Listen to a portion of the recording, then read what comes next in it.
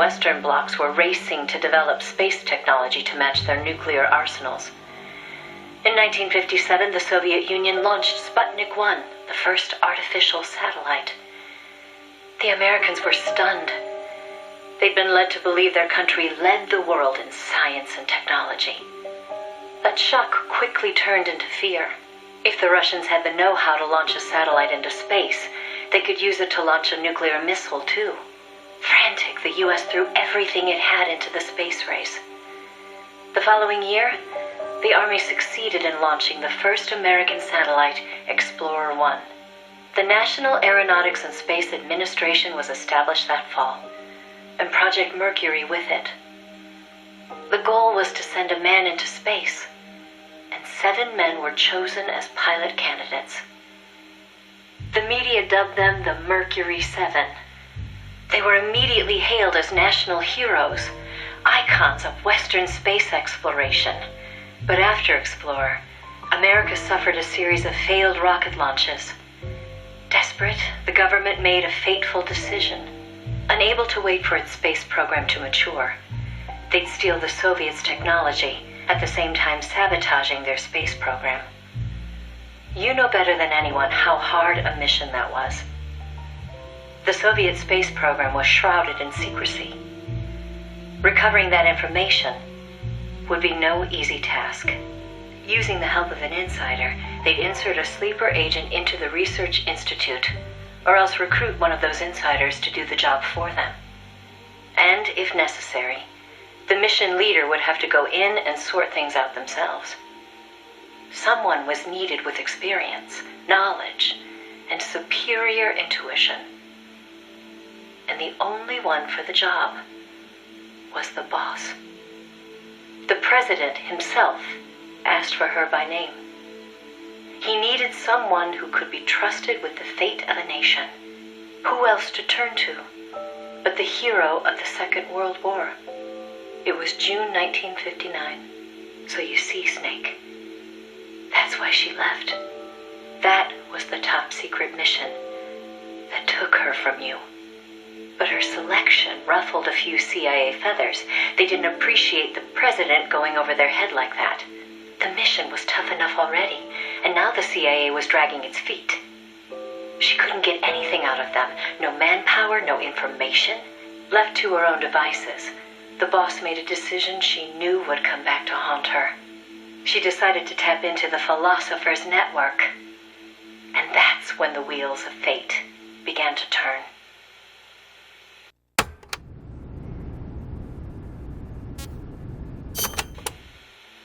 The Philosophers were a secret society of power brokers formed in a pact between the US, Russia, and China in the early 20th century.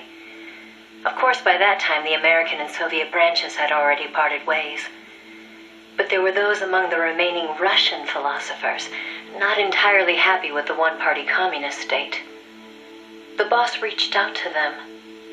She arranged clandestine meetings in Berlin, hoping to find a way into OKB-1, the Soviets' premier design bureau. She worked tirelessly to win their sympathy, in some instances using huge sums of cash, in others by helping them over the Berlin Wall. It was a dangerous game to be playing. The Philosophers had everything on her, and not just information either.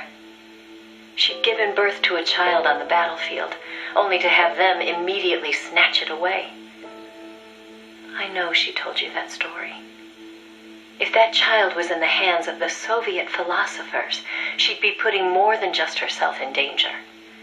But she did what she had to do. At the time, the Soviet Union was believed to have an arsenal of missiles far greater than that of the United States. If that proved to be the case, Moscow would be free from the yoke of nuclear deterrence, raising the possibility that the Soviets might actually launch nukes if they felt it necessary. As you know, the so-called missile gap turned out to be a Soviet bluff. Moscow had gone to incredible lengths to perpetuate the lie. In fact, the whole space race was really just a part of an elaborate ruse. Only we didn't know that at the time. She used to joke that even she swallowed the whole missile gap story, hook, line, and sinker. She put her life on the line for the sake of her country, to prevent nuclear war. And it was because of her sacrificial efforts that America succeeded in placing a sleeper agent inside OKB-1. NASA began to receive huge volumes of technical data from the Soviet program. By the end of 1959, they'd succeeded in sending a chimpanzee named Sam on a ballistic rocket flight. The rocket never left the atmosphere. But all the same, it was a huge success for NASA, restoring confidence in its technology. Then, just when the operation was starting to produce results, the CIA came calling. "You're a war hero," they said. "No need for you to dirty your hands with this sort of black ops. We'll take it from here." In effect, they wanted to reap the rewards for themselves. But the boss didn't object. "My part is over," she said. "I don't care what you do with the data now." It seemed as if NASA was making great strides toward manned spaceflight while the Russians lagged behind. They even got a report from their mole at OKB-1.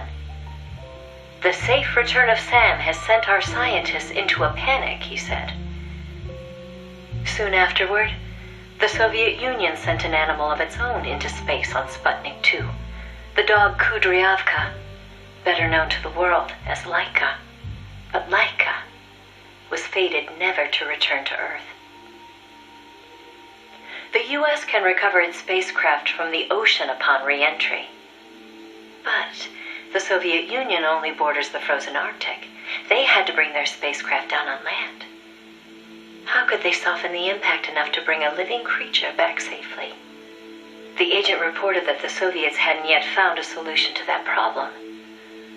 The plot to sabotage the Soviet space program seemed to be working, too. First, they tampered with Sputnik 4's re-entry. Then, 2 months later, one of their rockets exploded on the launch pad. They did manage to send 2 dogs into orbit aboard Sputnik 5 and return them safely to Earth. But the agent dismissed it as a fluke. Dogs, sure, but humans? They didn't have the technology. Everybody believed it. Everybody was complacent. Everybody. Except the boss. There was something about the Sputnik 5 schematics they were getting that didn't seem right. Some kind of ejection device on the capsule that didn't quite belong. She couldn't figure out the reason why it was there. What was it supposed to eject? NASA shrugged off her concerns. They figured it was probably meant to eject the flight recorder in case of an accident. The boss pleaded with them to investigate, but the CIA wasn't having it. They probably thought she was trying to reclaim some of the glory for herself. The boss wouldn't give up. She decided to head to the Soviet Union herself, alone, without any backing from the CIA. By the beginning of the next year, 1961, she'd succeeded in infiltrating OKB-1. That's when she saw the truth for the first time.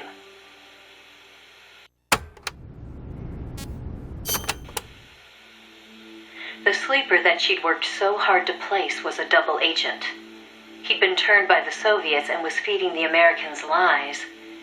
But what shocked the boss even more was why. The CIA's access agent had been taking a large cut of the sleeper's pay. The sleeper felt what little he was left with wasn't worth the risk. When he got a better offer from Moscow, he took it.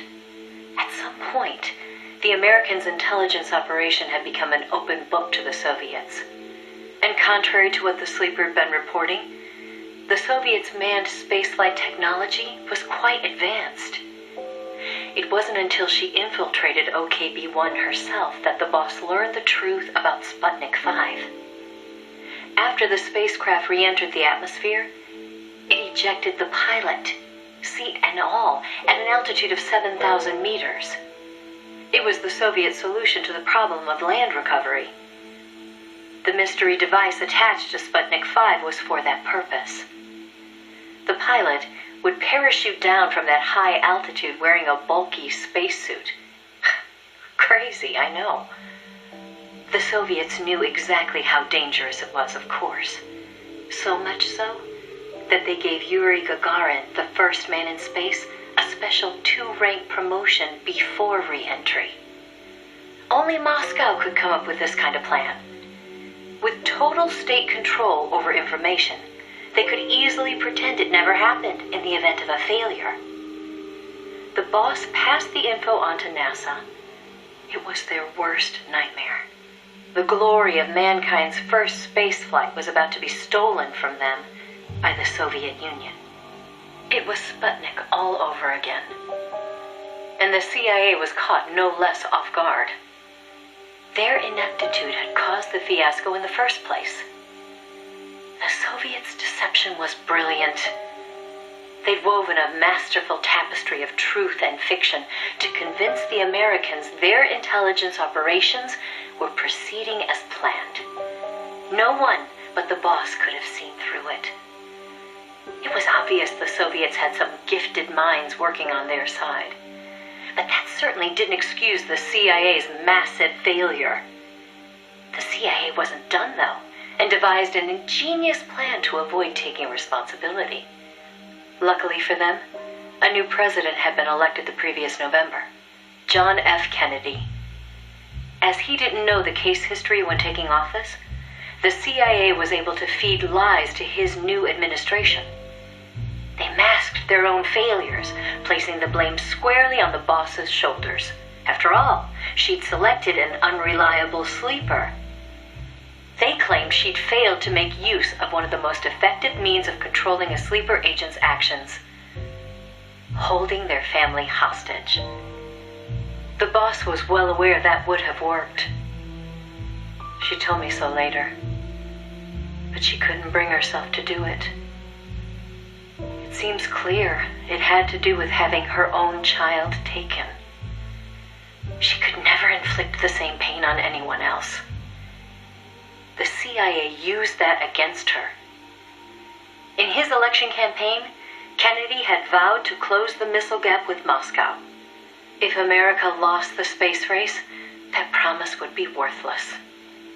The fact that the president had no links to the philosophers only made things worse. He was completely unaware of the secret networks she'd used to complete her mission. In his eyes, she was no better than a traitor. The fate that awaited her was cruel beyond belief.